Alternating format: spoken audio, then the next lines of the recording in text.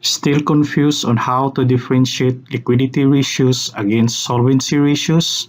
Well, don't worry. In this video, I will show you on how to easily remember the difference between liquidity ratios and solvency ratios. Some of you might still confused about the difference in definitions between liquidity ratios and solvency ratios. For liquidity ratios, think of mnemonic LAS. L stands for liquidity, A is ability, S is short, T is term. So, liquidity ratio measures the ability to pay short-term obligations.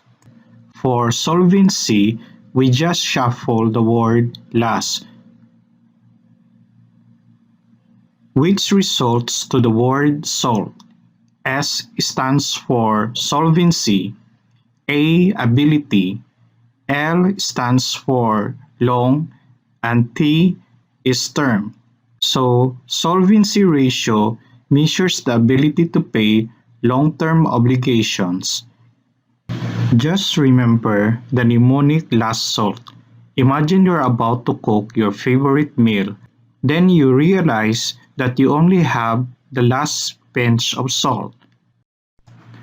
Another way to easily differentiate between liquidity ratios and solvency ratios is to use the mnemonic LS.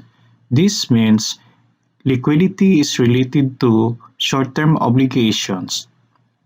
Shuffle the two letters, then you have SL. This means solvency is related to long-term obligations. Very easy, right? Another difference between the two group of ratios is the formula. In liquidity ratios, most of the ratios place liabilities as the denominator, specifically current liabilities.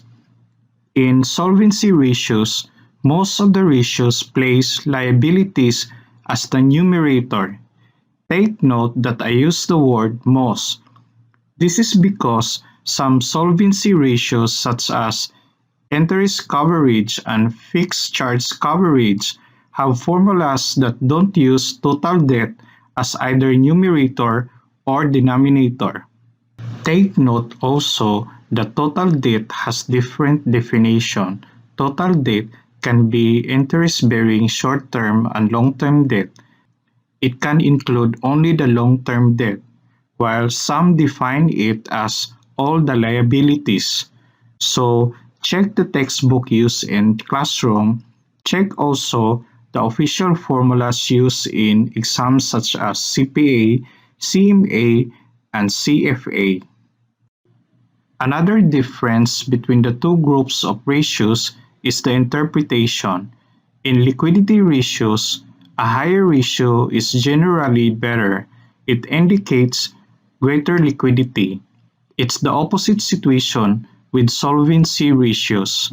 A lower ratio is generally better. It denotes lower financial risk and stronger solvency. Of course, the exceptions are the previously mentioned interest coverage and fixed charge coverage, where high ratio indicates stronger solvency. I hope you enjoy and learn a lot from this video.